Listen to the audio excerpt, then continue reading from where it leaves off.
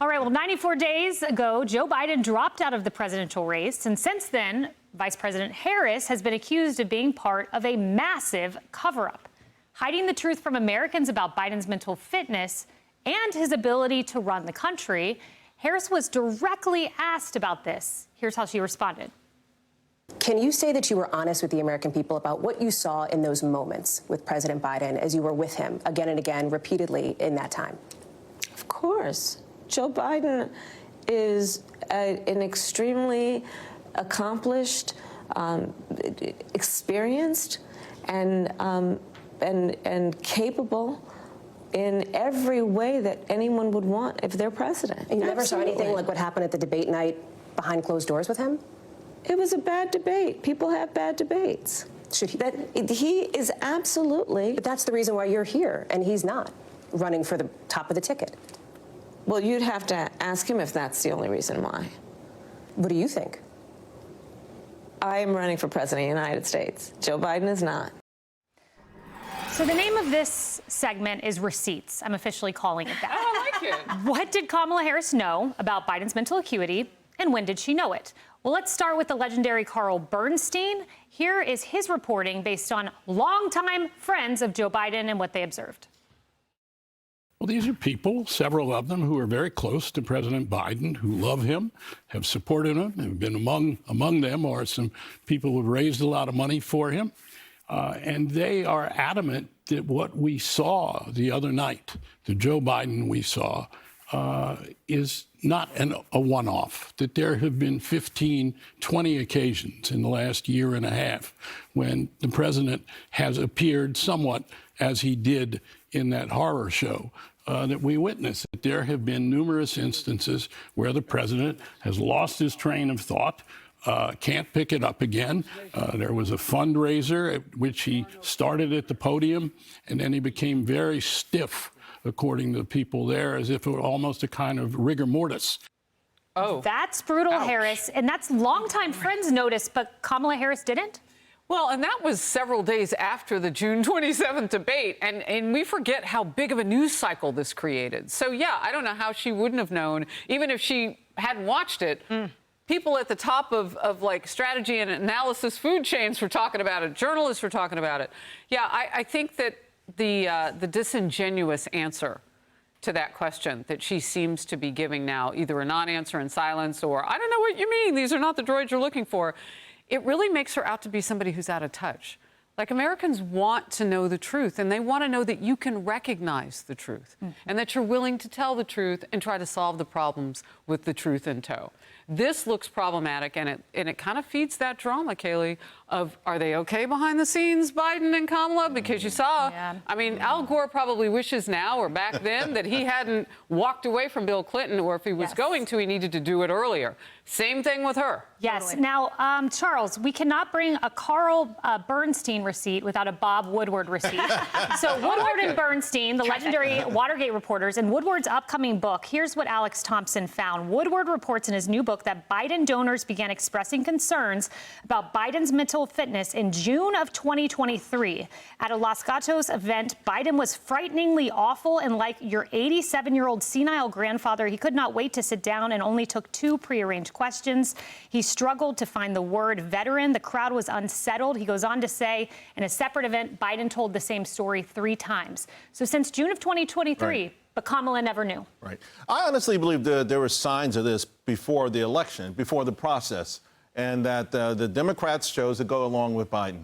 You know, they felt, hey, you know, they had an opportunity to nip this in the bud. So it's obviously to everyone that she knew. What was really intriguing to me, though, is the cavalier way she left it. I don't know if you guys remember the movie Goodfellas. Yes. Yeah. When Tommy thought he was going to get made. Which car are we taking? Remember Tommy thought he was going to get made? He went to the garage, and so his boy called up later. So what's going on? He said, we got a problem. He didn't make it. Listen, we did everything we could, and that's that. Next time they ask her about that, that's what she's going to say. He didn't make it, and that's that. Let's keep it moving. Wow. Because it's so cavalier now, the way they're treating this guy. It was, to President Trump's point, a sort of a mini coup. Remember that Monday when Biden came out with the letter saying, all of these people voted for me. I am the nominee. I am not leaving. And I think what he really wanted to say is, you guys knew I was in this condition when this whole process began, and no one stepped in. You know, Emily, as an attorney, you know the importance of eyewitness accounts. What I just played for you were secondary accounts from sources, but there was an eyewitness account from Olivia Nuzzi in New York Magazine that came out. And here's what Olivia Nuzzi said. After an event with the president, the reporters were standing outside of the room, so they had just seen Biden. And she wrote this: exiting the room after the photo, the group of reporters, not instigated by me, I should note, made guesses about how dead Biden appeared to be, percentage-wise 40%, one of them asked. These are reporters that saw it. So you have longtime friends and now reporters, but Kamala didn't see anything.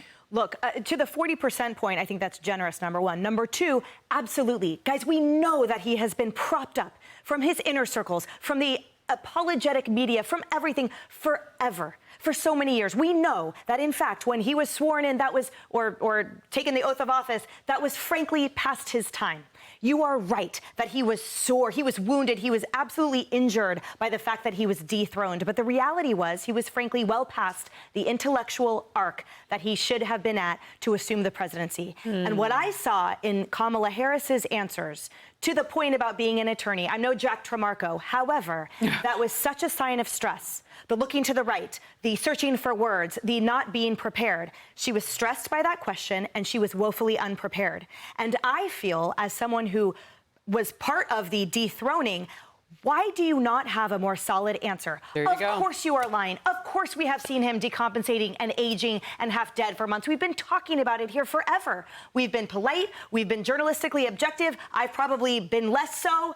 And I think the whole point is it's obvious, right? Yeah. So now her saying that, yo, we know you're lying, but I'm tired and wish that a presidential candidate would be a little more smooth in reassuring me, because that guy has the nuclear code still.